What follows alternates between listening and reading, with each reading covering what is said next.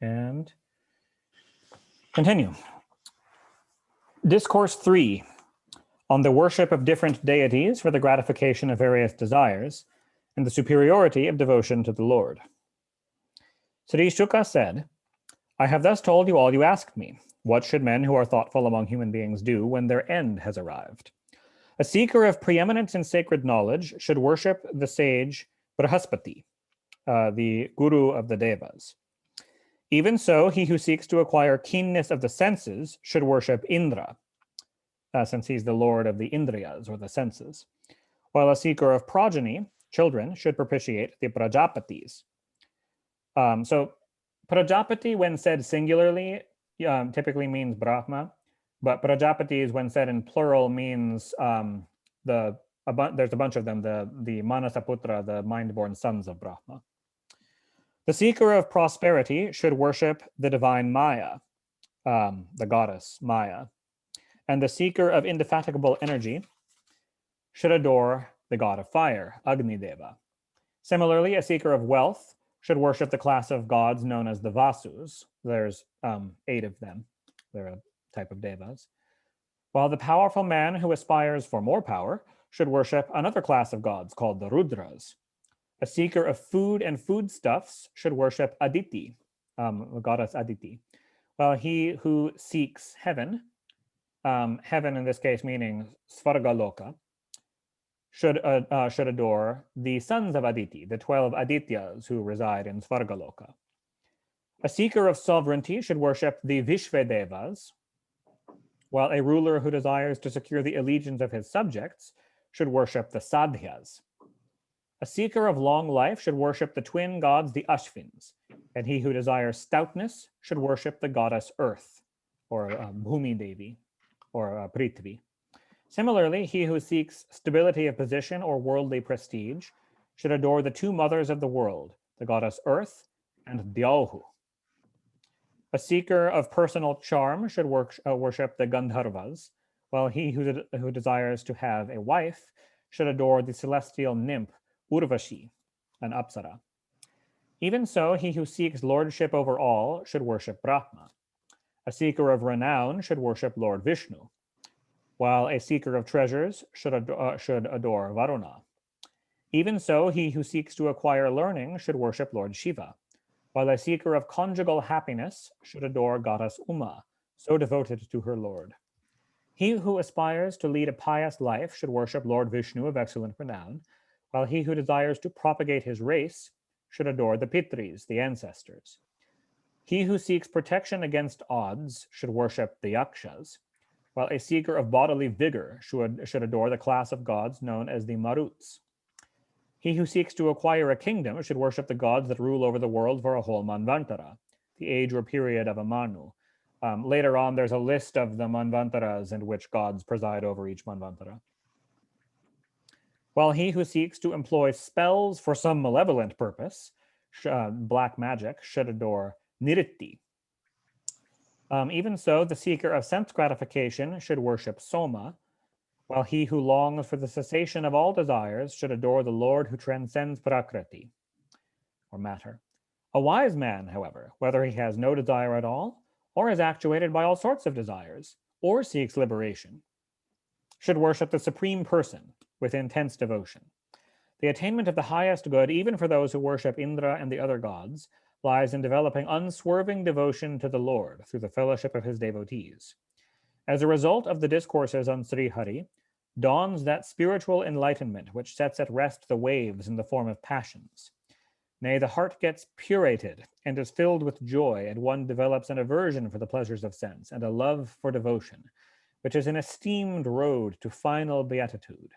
Having once tasted the joy of listening to such discourses on Sri Hari, who would cease taking delight in them? Shaunaka said, on hearing these words of Shuka, what else did King Parikshit, the foremost of the Bharatas, then ask the son of Vyasa, who was not only a seer but well versed in the Vedas too?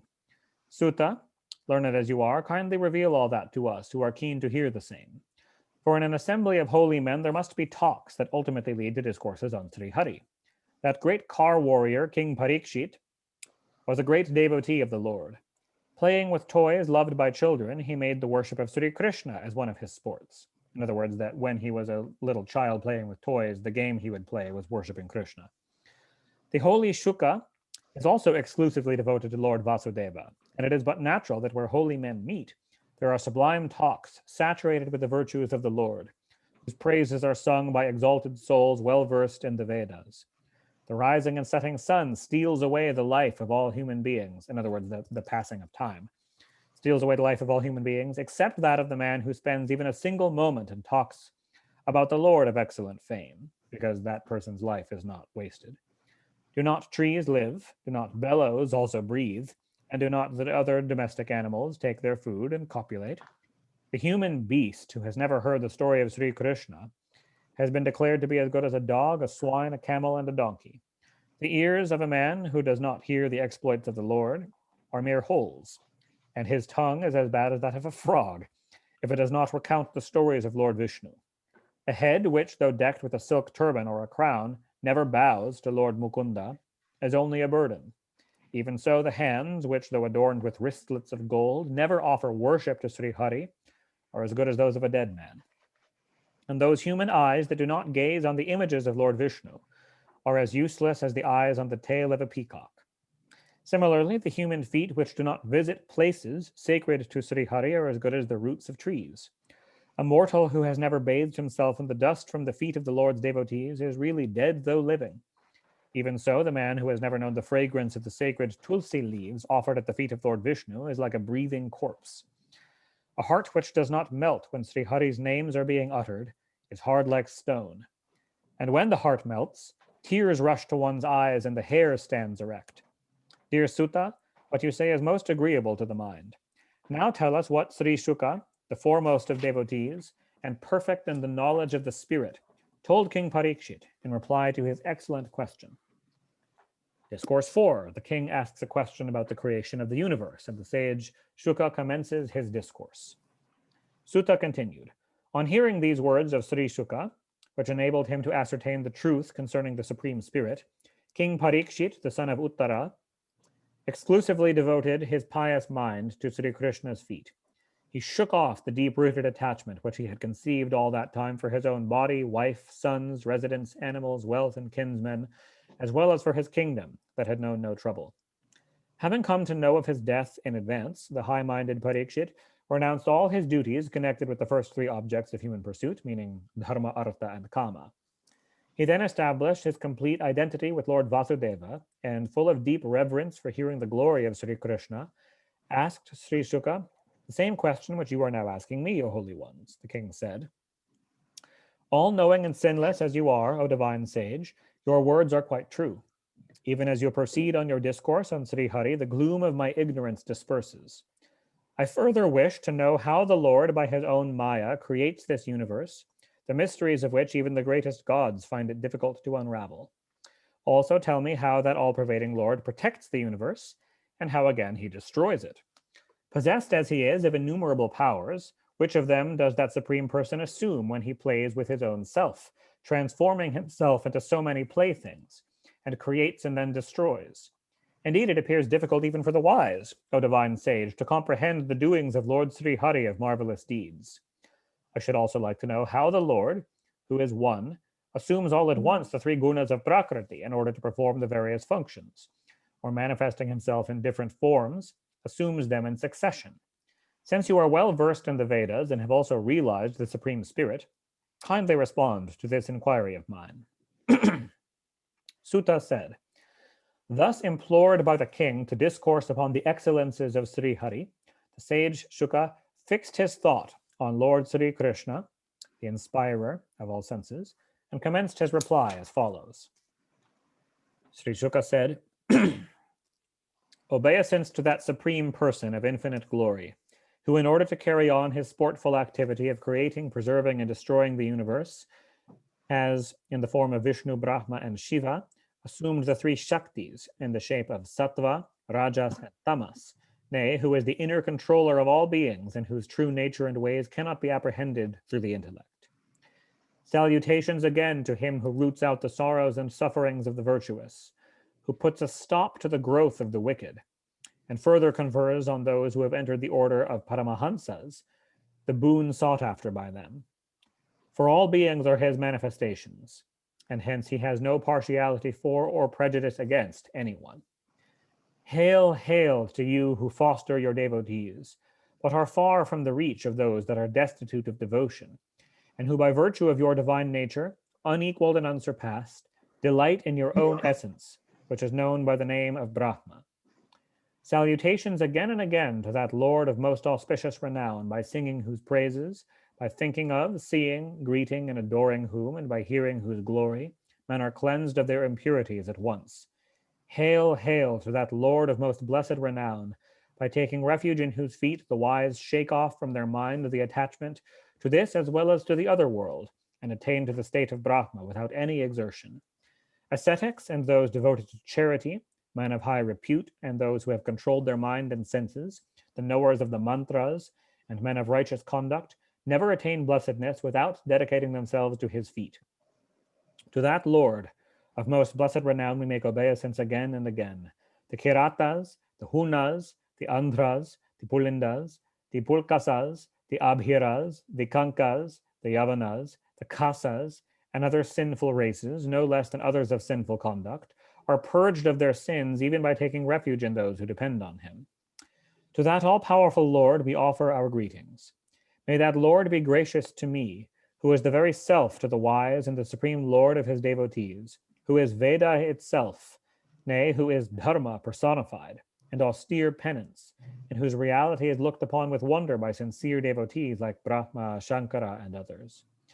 May that Lord of Sri, the goddess Sri, the Lord of sacrifices, the Lord of all created beings, the ruler of all intellects, the Lord of the earth, the protector as well as the asylum of the Andhakas, the Vrishnis and the Sattvatas, and the Lord of the holy ones be gracious to me.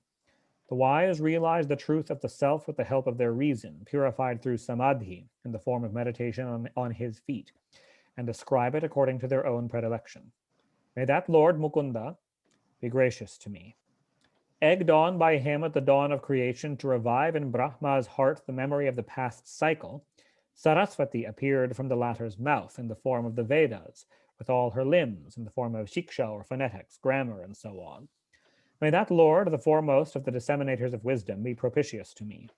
Having created these bodies out of the 5 gross elements, that all-pervading Lord indwells them as the Purusha, and endowed with 16 instruments, the 5 senses of perception, the 5 organs of action, the 5 vital airs or the pranavayus of the body, and the mind, enjoys their 16 objects.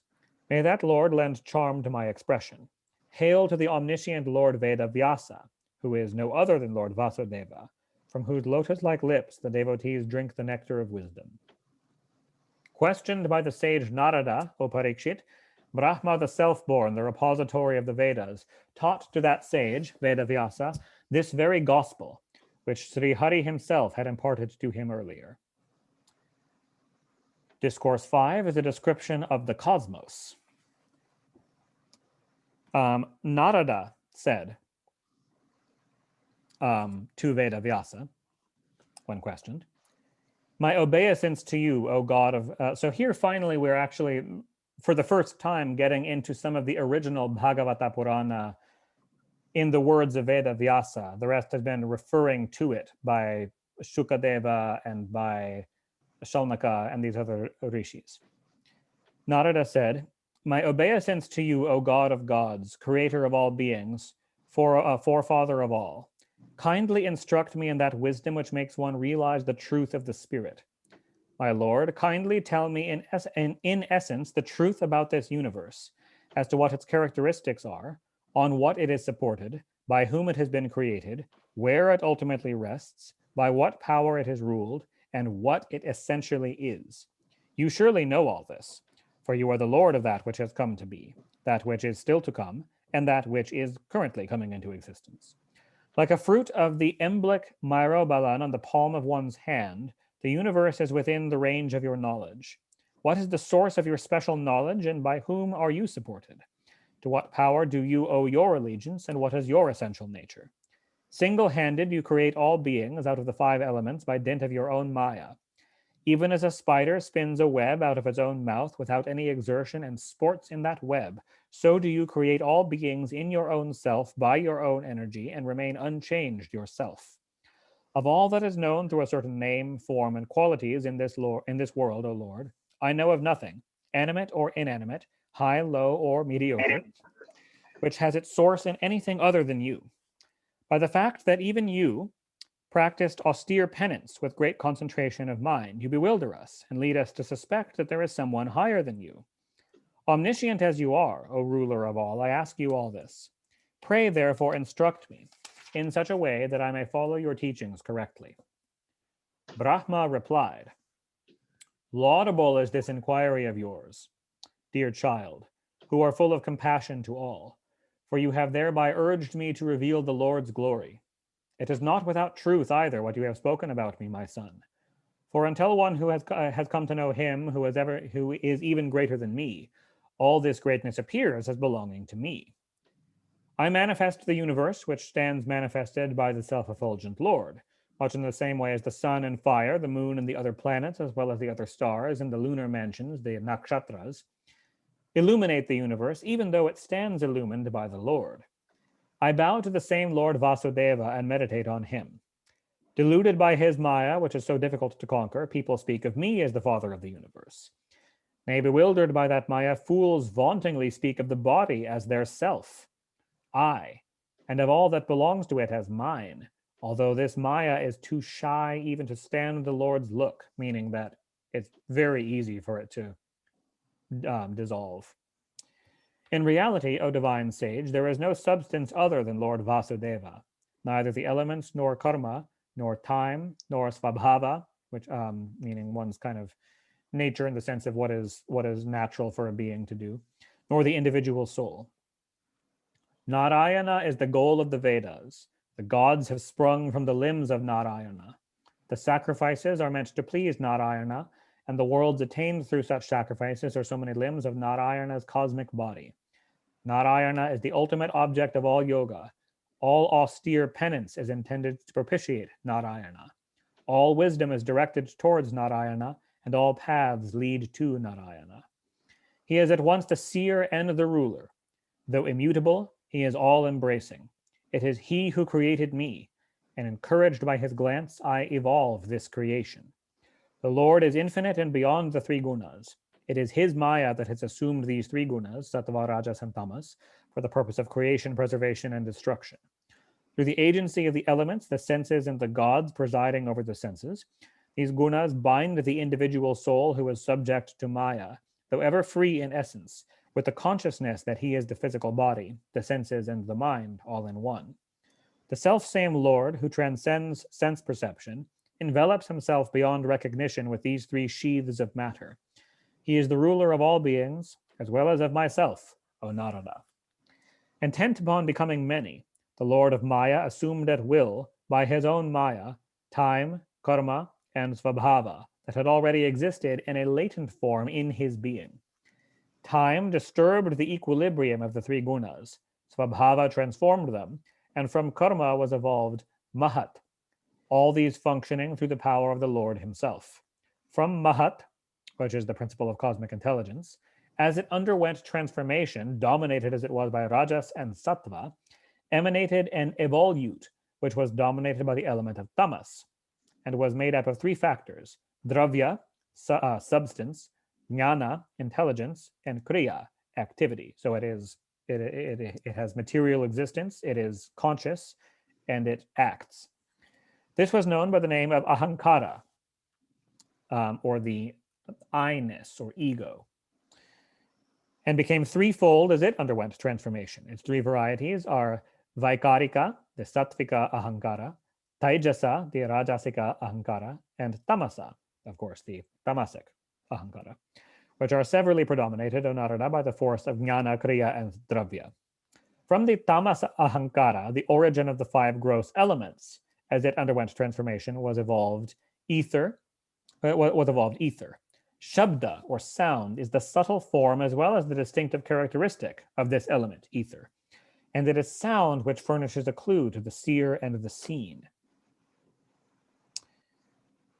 From ether, as it underwent transformation, sprang up the element of air, which is characterized by the quality to touch. Having inherited the characteristics of its cause, ether, it is further characterized by the quality of sound, since sound can travel through air. Vitality, energy, zeal, and strength are only other names of air, or prana, or vayu. From the element of air, even as it underwent transformation under the impelling force of time, as well as of the destiny and innate disposition of the various individual souls, was evolved fire, which is characterized by the quality of color, and has also inherited the characteristics of its chain of causes, sound and touch. From the element of fire, even as it underwent transformation, sprang up water, which is characterized by the quality of taste, and further by color, touch, and sound, which it has inherited from its chain of causes. From the element of water, even as it underwent transformation, came into being the earth, which is characterized by the quality of smell, as well as by the qualities of taste, color, touch, and sound, which it has inherited from its chain of causes. From the sattvika ego sprang up the cosmic mind, as well as the deity presiding over the same, the moon god, and the 10 deities severally presiding over the 5 senses of perception and the 5 organs of action. These are the Digdevatas, the gods of the directions, the wind god, Vayu, the sun god Surya, Varuna, the twin gods, the Ashvins, the god of fire, Agni, Indra, the lord of paradise, Lord Vishnu, appearing as the younger brother of Indra and therefore called Upendra. That's a reference to the Vamana avatar when he took birth as a son of Aditi, as a younger brother of Indra, who was also a son of Aditi. Mitra, Upendra also kind of means little Indra, like little brother of Indra, which is also a reference to the fact that that avatar of Vishnu was physically a dwarf, physically little, as well as younger than Indra in that birth. Mitra, one of the 12 sons of Aditi, and Prajapati. And there's a footnote here that I think is relevant. So of those 10 gods listed, the Digdevatas, the directional gods, preside over the auditory sense. The wind god Vayu presides over the sense of touch. The sun god Surya presides over the sense of sight. Varuna, the god of water, presides over the sense of taste. And the Ashvins over the olfactory sense, the sense of smell. The god of fire, Agni, presides over the organ of speech, the tongue, being like the tongue of fire. Indra presides over the hands. Upendra, which is Vamana Avatara, presides over the feet. Mitra over the organ of excretion. And Prajapati, the god presiding over creation, over the organ of generation. So meaning the sexual organs, male or female sexual organs. Mitra over the organ of excretion, being of urination and defecation. From the Rajasika ego, as it underwent transformation, were evolved the 10 indriyas, the 5 senses of perception, auditory sense, the sense of touch, the sense of sight, the sense of taste, and the olfactory sense, and the 5 organs of action, the organ of speech, the hands and feet, the organ of generation, meaning the sexual organs or the reproductive system, and the organ of excretion, the elimination system. Again, the intellect, which is the faculty of cognition, and prana, the faculty of action, are also the evolutes of the Rajasika ego. O Narada, foremost among the knowers of Brahma, so long as these categories, the gross elements, the indriyas, the mind, and the 3 gunas or modes of prakriti, remain disassociated, they could not erect a house in the form of a body. Then, urged by God's power, they combined with one another, and assuming between themselves the role of cause and its effects, produced both the cosmic and the individual body. The macrocosm in the form of an egg. It's translated as egg. The Sanskrit word is garbha. It means egg, but it also means embryo, and it also means uterus or womb. So kind of like in an embryonic form. Lay on the causal waters in a lifeless condition for 1,000 years.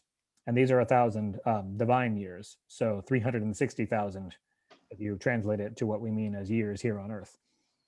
With the help of time, as well as of the destiny and innate disposition of the individual souls, however, at the end of this period, the Lord, who is the life giver of all, infused life into this egg, or into this garbha. Bursting open that egg, issued therefrom the same supreme person, with thousands of thighs, feet, arms, and eyes, and thousands of faces and heads, too.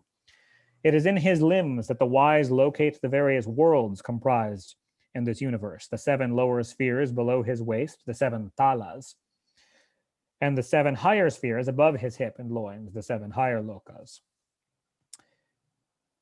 The Brahmana represents the mouth of this cosmic being, and the Kshatriya his arms.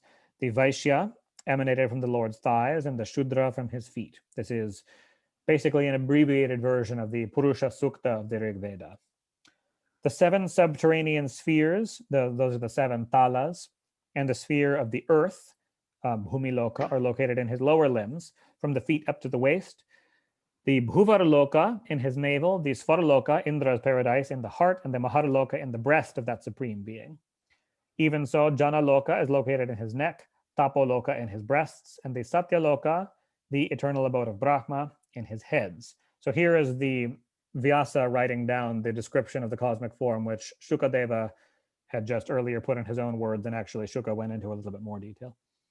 Again, the Atala Loka, so now we're counting down from the waist, is located in his waist. The Vitala Loka in his thighs. The holy Sutala Loka, which is the abode of Prahlada, Bali, and other devotees, as well as of the Lord himself as the divine dwarf, Vamana. It's holy because obviously Vamana has his abode there, but also these holy asuras, Prahlada and Bali. They're often called demons, but it's not meant in necessarily a negative sense. These are holy devotees. In his knees, the Talatala in his shanks. Even so, the Mahatala is located in his ankles, the Rasatala in the forepart of his feet, meaning the tops of his feet, and the Patala in his soles, the soles of his feet. In this way, the Supreme Person represents the aggregate of all the 14 worlds. The sphere of the earth is located in his, so a separate arrangement.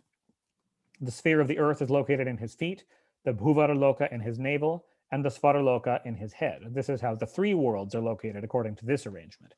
So there's 2 different systems here. There's the 14 world system, which is more specific. And sometimes as an abbreviation, the Vedic literature will often say the 3 worlds, Triloka, which actually has 2 different meanings. Sometimes it means the lower worlds, the Patalas, this world, and the upper worlds. But sometimes also the 3 worlds is used to mean Bhu, Bhuvar, and Svara.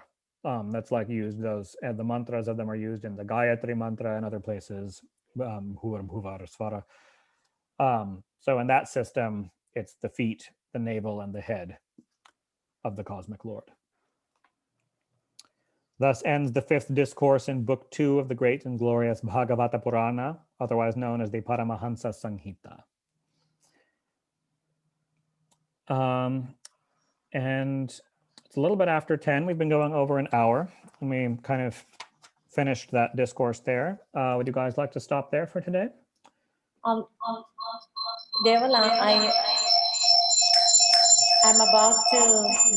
I'm about to leave actually today. It is beautiful. It's all these new techniques, how to evolve to higher realms. It's amazing, right? So, but I have to leave to see my mother. Okay, we'll stop there for today then. If wants to listen, that would be great, I think. But I can listen to the recording. So just okay. I see in the chat Vasavi and Shavina are saying that they have to, some other people have to leave. I think that's probably okay for today. But if anyone wants to talk for a minute, we have another 10 minutes on the call. Nice. Yeah, I would love to talk to you, Devlak. Okay, yeah, let me I can turn off the recording and we can just talk. I think last time we were thinking that we will